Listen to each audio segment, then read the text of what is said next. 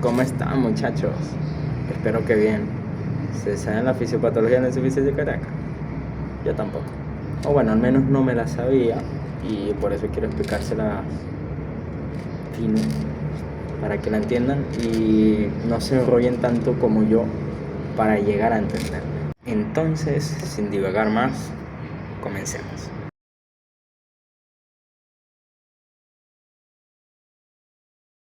Bien, primero tendremos que aprender ciertos conceptos. El primero, obviamente, es la insuficiencia cardíaca, la cual básicamente es un síndrome clínico que es consecuencia del deterioro estructural y funcional del llenado ventricular o de la eyección de la sangre. Entonces, bien, vamos a tener también otros conceptos. El primero es el de inotropismo, que básicamente es la capacidad de las células musculares cardíacas, es decir, de los miocardiocitos, las fibras miocárdicas, para contraerse, determinando así la fuerza de contracción del corazón y la fracción de eyección, la cual es el porcentaje de sangre eyectado por el ventrículo en cada contracción, evaluando así la efectividad de la contracción cardíaca. Esto va a tener una fórmula, la cual es la siguiente. Fracción de eyección es igual a volumen sistólico dividido entre volumen telediastólico por 100. Ya hablaré más a fondo de esto más adelante. Bien, primero vamos a explicar el primer tipo. Disculpen, no se me voy dibujando, pero este será el corazón con sus aurícula derecha, aurícula izquierda, ventrículo derecho y ventrículo izquierdo. Vamos a enfocarnos en el ventrículo izquierdo. Tenemos diversas etiologías, como por ejemplo el infarto de miocardio. ¿Qué es lo que van a hacer? Disminuir la contracción ventricular, ¿sí? Van a disminuir el inotropismo de las fibras miocárdicas, o sea, la capacidad de contraerse con fuerza. El infarto de miocardio es porque ocurre básicamente una fibrosis, en este caso, en el músculo ventricular, y en la miocardiopatía dilatada, justamente como lo dice su nombre, va a dilatar, en este caso, el músculo ventricular y las fibras miocárdicas, por lo cual vamos a tener una disminución de la contracción. ¿Y a qué va a llevar esto? Que básicamente no vamos a poder eyectar, ¿verdad? Eyectar aquí la sangre a la circulación sistémica. En este caso, esto lo que va a hacer es disminuir nuestro volumen sistólico. Según el Guyton, es de 70 ml, ¿no? Normalmente. Y el volumen telediastólico, según el mismo libro, según la misma literatura, es de 110 a 120 ml, ¿sí? Entonces digamos que vamos a tener una reducción, ¿sí?, del volumen sistólico. Digamos que tenemos un volumen sistólico de 43 ml, ¿sí? Y vamos a usar la fórmula que coloqué al principio, ¿recuerdan? Fracción de eyección es igual a volumen sistólico dividido entre volumen telediastólico. Y eso lo vamos a multiplicar por 100 el resultado.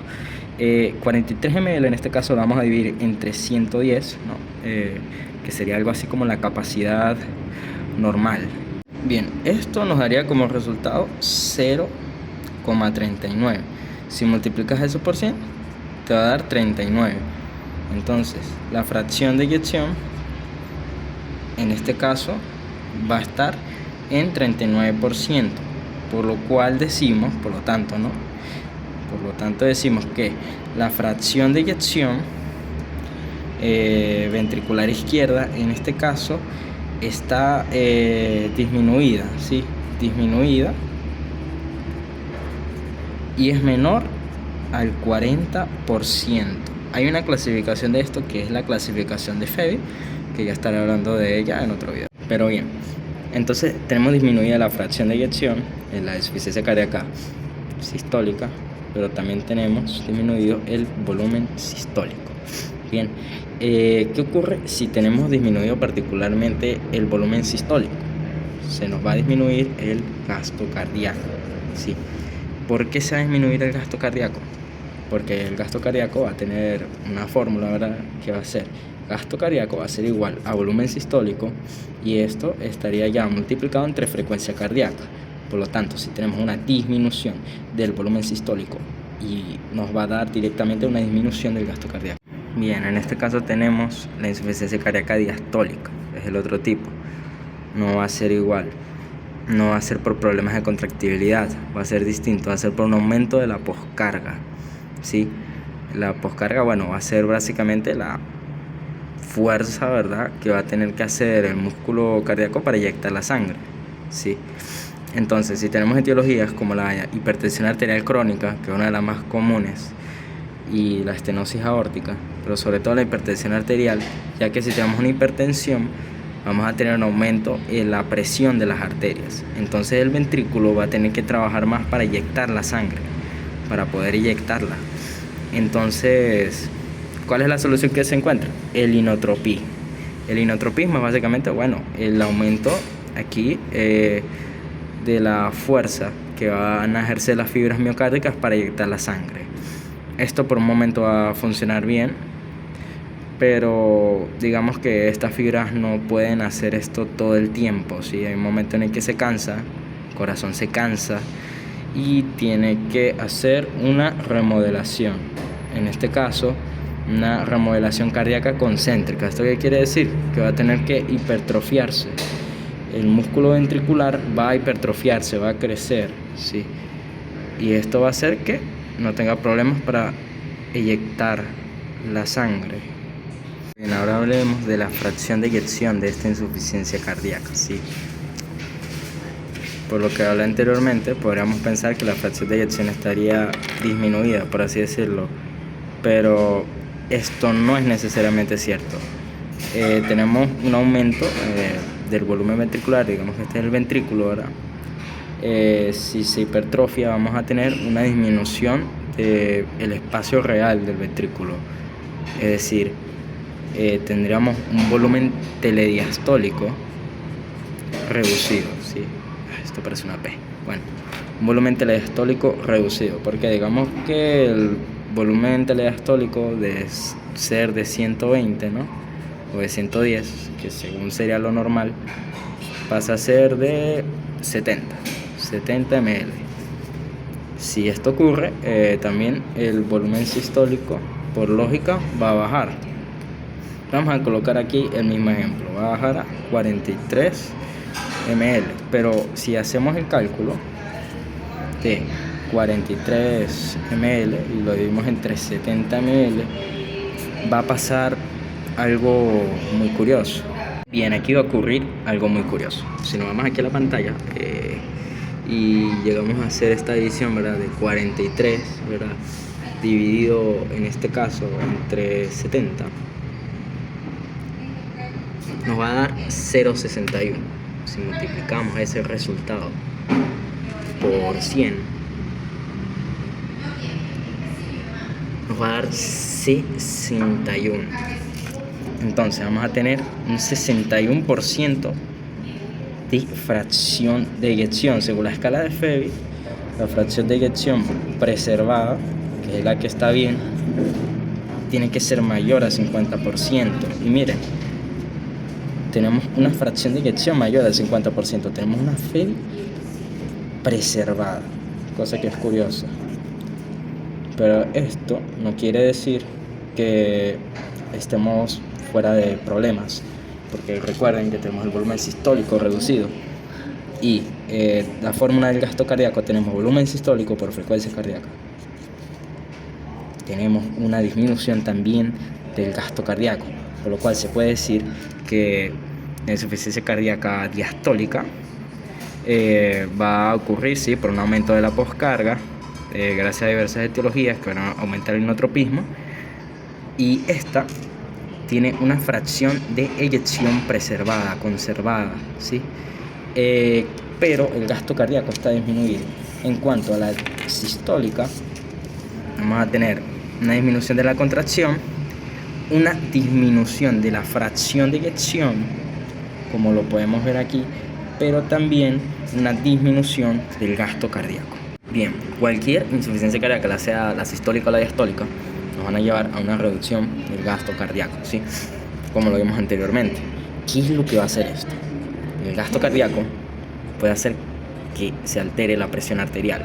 Te preguntarás, ¿por qué, Paul? Bueno, esto va a ocurrir porque la presión arterial es igual al gasto cardíaco por la resistencia vascular periférica, ¿ok? Entonces, si está disminuyendo el gasto cardíaco, disminuye la presión arterial. Entonces, nosotros tenemos algo llamado vasoreceptores, ¿sí? ¿Qué son los vasoreceptores? Terminaciones nerviosas, los grandes vasos que se encargan bueno, de regular la presión arterial. En este caso, los vasoreceptores de las carótidas, ¿sí?, van a detectar este cambio y van a intentar de aumentar la presión arterial elevando la resistencia vascular periférica. ¿Pero cómo harán esto? Bueno, los vasoreceptores estimularán, en este caso, al sistema nervioso simpático. Si estimulamos al sistema nervioso simpático, se van a liberar dos hormonas, la epinefrina y la norepinefrina. Una es liberada en la corteza de la glándula suprarrenal y esta es liberada en la médula suprarrenal, que básicamente es centro de mando de la corteza suprarrenal. La norepinefrina es liberada en mayor cantidad, hasta un 80%, y la misma se puede convertir en epinefrina a través de la feniletalonamina, ¿sí?, que es esta hormona. No es una hormona, es una enzima. Disculpen, feniletalonamina, N-metiltransferasa.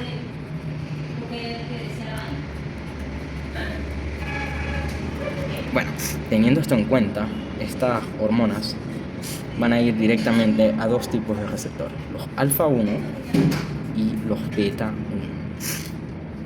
¿Qué es lo que harán estos receptores?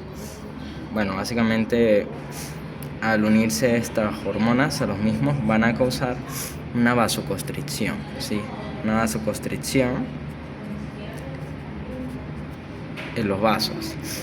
Y esto lo que va a hacer es que aumente la resistencia vascular periférica. Es decir, se va a cumplir el objetivo, ¿sí?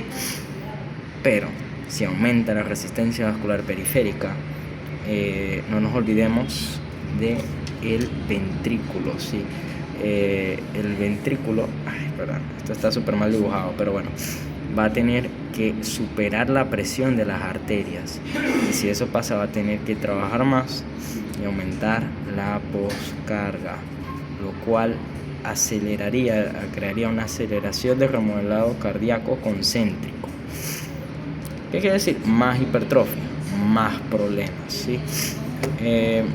Tenemos que, en este caso, los receptores alfa 1, ¿sí?, están muy relacionados con los vasos y pueden aumentar la presión de los vasos venosos, y al hacer esto puede haber un flujo retrógrado desde el ventrículo izquierdo. En vez de ir a la circulación, va a la aurícula izquierda, ¿sí? Y en la aurícula izquierda, ¿qué tenemos?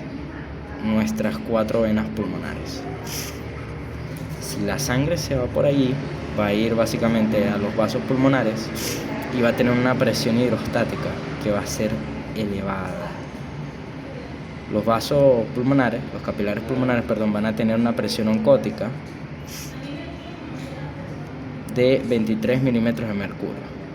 Hay literaturas que dicen que son 24 y otras que dicen que son 25, pero bueno. El punto es que la sangre va a tener una presión hidrostática mayor a esto y va a ir al espacio intersticial y llegar al espacio alveolar, por lo cual vamos a tener una congestión pulmonar, ¿sí?, y vamos a tener la presencia de edemas, ¿sí? Ese es el origen de los edemas y la insuficiencia cardíaca, por lo menos el de los edemas pulmonares, ¿sí?, que es algo que hay que tener bastante claro. Bien, ahora hablemos del segundo mecanismo de compensación, ¿sí? Vamos a tener el mismo problema, el gasto cardíaco, que va a producir la disminución de la presión arterial, ¿verdad? Y vamos a aumentar la resistencia vascular periférica, es lo que se busca hacer. ¿Qué pasará? Bueno, nosotros tenemos a nivel renal las arteriolas aferentes.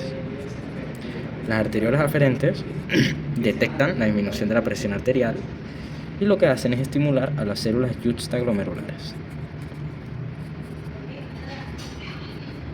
Estimulamos a las células juxtaglomerulares a liberar renina, ¿sí? Tenemos renina, la renina se eleva y va a cortar, a unirse, dicen en otras literaturas, al angiotensinógeno, que está a nivel hepático.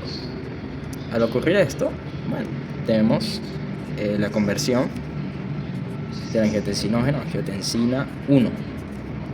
Esta angiotensina 1 va a pasar a través de la enzima convertidora de angiotensina, que está a nivel endotelial, sobre todo a nivel pulmonar. Y esta la va a convertir, la va a transformar en angiotensina 2. Y esto nos va a traer muchísimos problemas, muchísimos. ¿Por qué? Porque bueno, vamos a escribir aquí angiotensina 2, ¿verdad? La angiotensina 2 hace muchas cosas. Primero que nada, la angiotensina 2 puede ir a la glándula suprarrenal e inducir a la liberación de aldosterona. Tenemos aldosterona, así elevaciones de los niveles de aldosterona, y esta tiene afinidad por los receptores mineralocorticoides, ¿sí? A nivel del túbulo proximal del túbulo contorneado. Entonces, estos receptores lo que van a hacer es inducir a la reabsorción de sodio. El sodio va a tener una presión osmótica, ¿verdad?, que va a hacer que atraiga líquidos, que atraiga agua. Entonces, si tenemos una reabsorción de sodio junto con líquidos, va a haber un aumento del volumen. ¿Y qué puede causar esto? Muchas cosas. Primero que nada, un aumento de la precarga, porque tenemos un aumento de la volemia. Y esto lo que va a traer es básicamente una remodelación, ¿verdad?, cardíaca, una dilatación. Esto nos va a traer problemas. Pero no solo eso. Si hay un aumento de volumen, esto puede traer edemas, señores y señoras. Pero esto no es lo único que hace la angiotensina 2. Esta cosa del demonio le gusta unirse a los receptores ATU, ¿sí?, que mediante la proteína CQ van a activar a la fosfolipasa C y a liberar etinilidestradiol y diacilglicerol, lo cual va a hacer que se libere calcio. Es liberado el retículo sarcoplásmico y lo que va a inducir a una contracción, ¿verdad?, a una contracción del músculo liso vascular en este caso, ¿sí?, lo cual nos va a llevar a una vasoconstricción generalizada, lo cual te da un aumento de la resistencia vascular periférica. ¿Qué va a hacer? Bueno, un aumento de la poscarga también. Y si hay un aumento de la poscarga, vamos a tener problemas en el ventrículo, ¿sí? El ventrículo ya se ha estirado mucho, ¿sí?, para aumentar el inotropía. Pero ya al estirarse tanto, ya cuando se estira, va a liberar algo llamado péptido natriurético auricular. ¿Qué es lo que va a hacer esto? Es básicamente el único mecanismo que sirve para algo, el único mecanismo de compensación, porque ralentiza o hace que no ocurra una remodelación, ¿verdad?, una aceleración en la remodelación cardíaca, ya sea concéntrica o excéntrica, y va a inhibir directamente a la angiotensina 2. Y si inhibe la angiotensina 2, no tenemos reabsorción de líquidos por liberación de aldosterona, ¿sí?, y no tenemos este aumento de la resistencia vascular periférica, lo cual es totalmente